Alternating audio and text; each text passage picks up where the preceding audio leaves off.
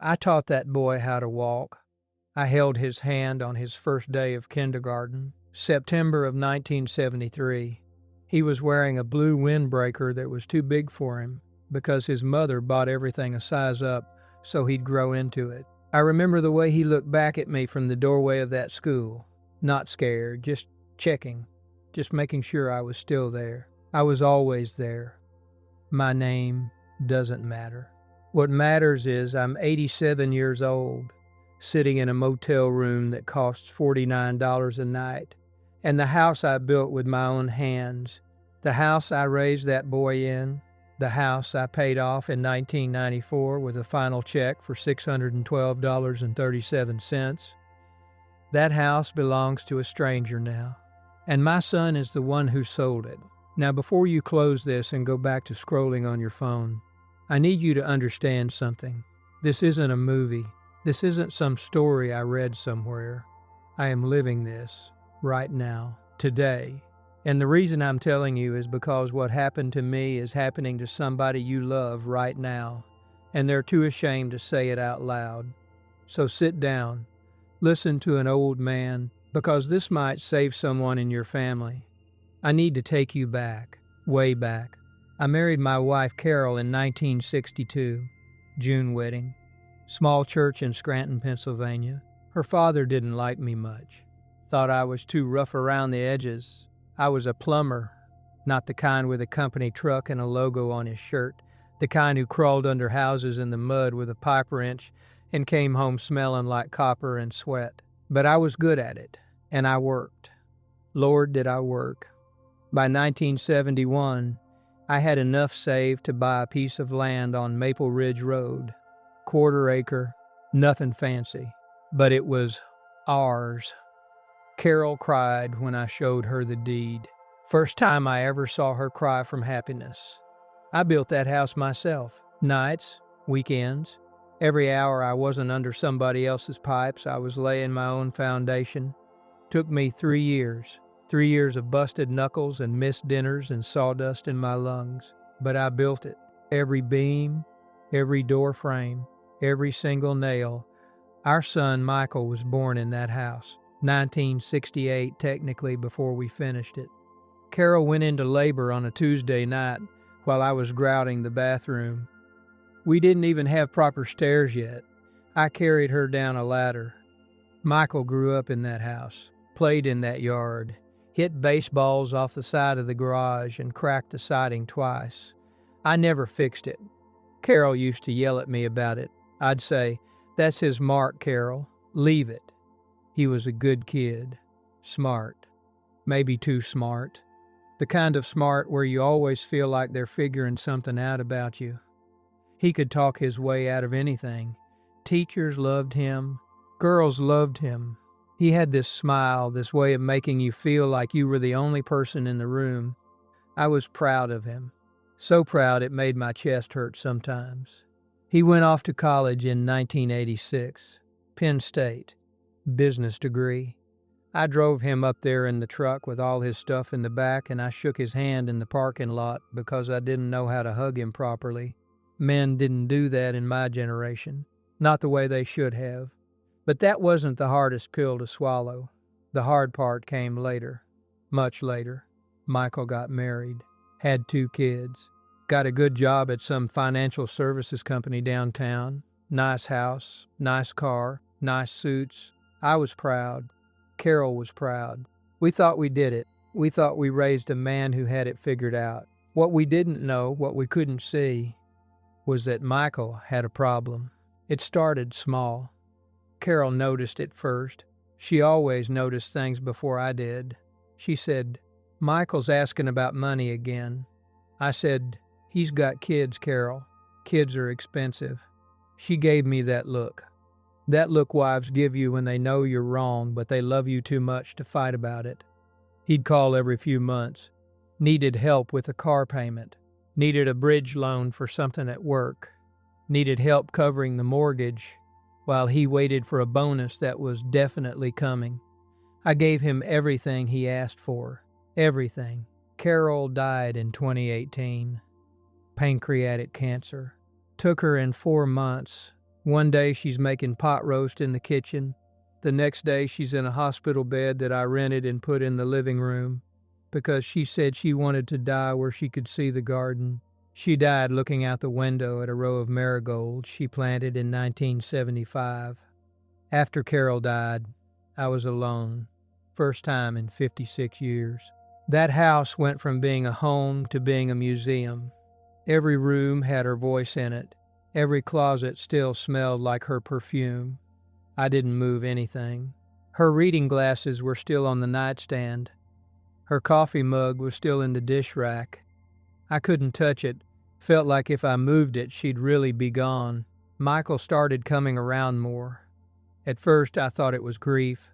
Thought he was checking on his old man, making sure I was eating, making sure I wasn't sitting in the dark. And he was doing that for a while. But then came the paperwork. I know what you're thinking right now. You're thinking, didn't you see it coming? No, I didn't. And I'll tell you why. Because when your child, the person you carried on your shoulders at the county fair, the person whose nightmares you chased away at 3 a.m, when that person sits across from you at your kitchen table and says, "Dad, I'm trying to protect you," you believe them. You don't read the fine print. You don't call a lawyer. You don't ask questions, because asking questions means you don't trust your own son. And what kind of father doesn't trust his own son? A smart one. That's what kind. But I wasn't smart. I was grieving. I was tired. I missed my wife. And Michael knew all of that. It started in the spring of 20, right when that whole mess with the virus hit. Michael came over with a folder, thick manila folder. Said we needed to update the trust. Said Carol's death changed things legally and we had to restructure to avoid some kind of tax penalty. I said, "Michael, I don't understand any of this." He said, "Dad, that's why I'm here." Showed me where to sign. I signed. He came back 3 more times that summer, each time with more papers. Each time with a patient smile and a calm voice and an explanation I didn't quite follow but didn't want to question, because questioning it would mean questioning him. I signed them all. I want to tell you about my neighbor, Frank Calabrese, 81 years old, Italian, tough as a bag of hammers, used to be a contractor. Frank noticed things one afternoon, maybe September of 2021. Frank came over with a 6-pack of Yuengling, the lager in the green bottle, not the light stuff. And he sat on my porch and he said, "Gene, what's your boy doing with all those papers?" I said, "Updating the trust." Frank took a long sip, looked at me, said, "My cousin Sal let his daughter manage his accounts. She bought herself a boat. Sal died in a state facility." I laughed. I actually laughed. I said, "Frank, Michael would never do that. He's not that kind of person." Frank said, "Nobody's that kind of person until somebody else's money is on the table." I should have listened to Frank. I should have listened to Carol, who warned me years before she died. I should have listened to that feeling in my gut every time Michael showed up with another envelope. But here's the part that kills me. I wanted to be the father who trusted his son.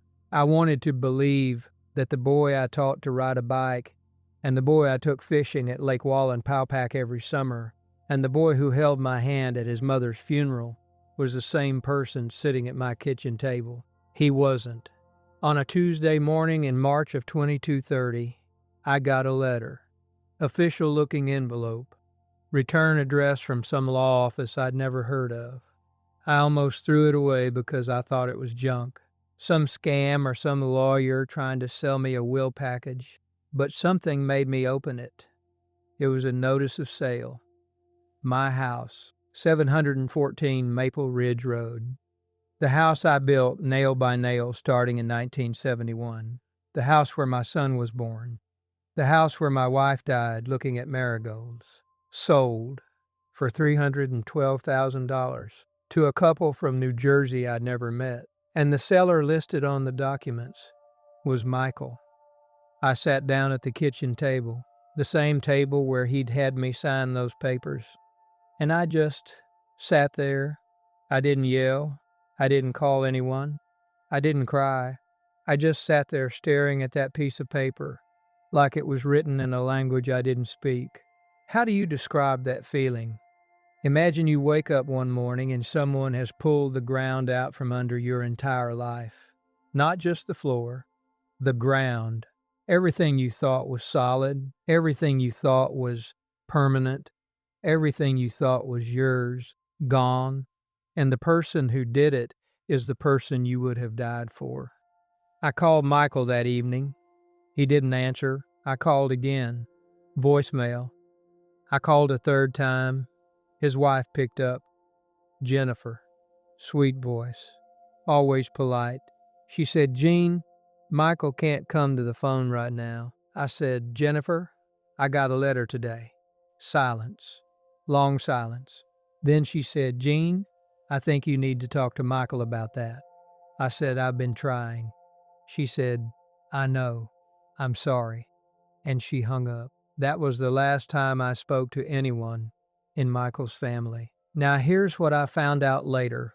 What the lawyer I eventually hired, a young woman named Reyes, sharp as a tack, serious shoes, couldn't have been older than 30. What she uncovered was this.